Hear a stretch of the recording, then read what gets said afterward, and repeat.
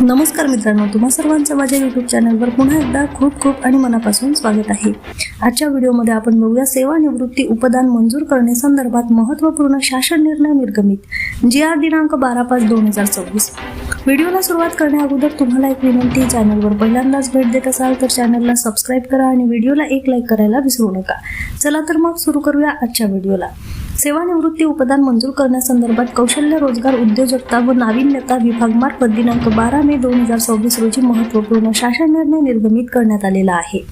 सदर निर्णयानुसार नमूद करण्यात आले आहे की दिनांक 1 नोव्हेंबर 2005 रोजी व त्यानंतर व्यवसाय शिक्षण व प्रशिक्षण संचालनाच्या अधिपत्याखालील राज्यातील व्यवसाय शिक्षणाच्या पूर्व व्यवसाय अधिक 2 स्तरावरील द्विलक्षी व उच्च माध्यमिक व्यवसाय अभ्यासक्रमाच्या अनुदानित तंत्रशाळा, प्रशाळा व कनिष्ठ महाविद्यालयातील अनुदानित पदावरील शिक्षक, शिक्षकेतर कर्मचारी जो परिभाषित अंशतः निवृत्तीवेतन योजना राष्ट्रीय निवृत्तीवेतन योजनेचा सदस्य आहे, यामध्ये शिक्षक, शिक्षकेतर कर्मचाऱ्यांच्या सेवेत असताना मृत्यू झाल्यास त्यांच्या कुटुंबाला कुटुंब निवृत्तीवेतन आणि मृत्यू उपदान देय राहील।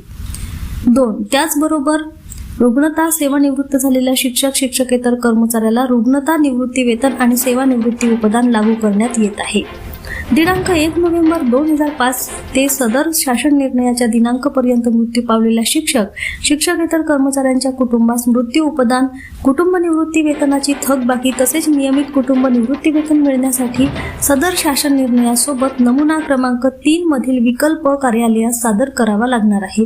त्यानुसार कुटुंब निवृत्ती वेतनधारकास त्याला मिळालेल्या सानुग्रह अनुदानाची रक्कम व परिभाषित निवृत्ती वेतन योजना किंवा राष्ट्रीय निवृत्ती वेतन प्रणाली अंतर्गत शासनाच्या अंशदानाची व्याज लाभांशासह रक्कम समायोजित करण्याच्या अटीवर कुटुंब निवृत्ती वेतनाचा लाभ लागू होणार आहे।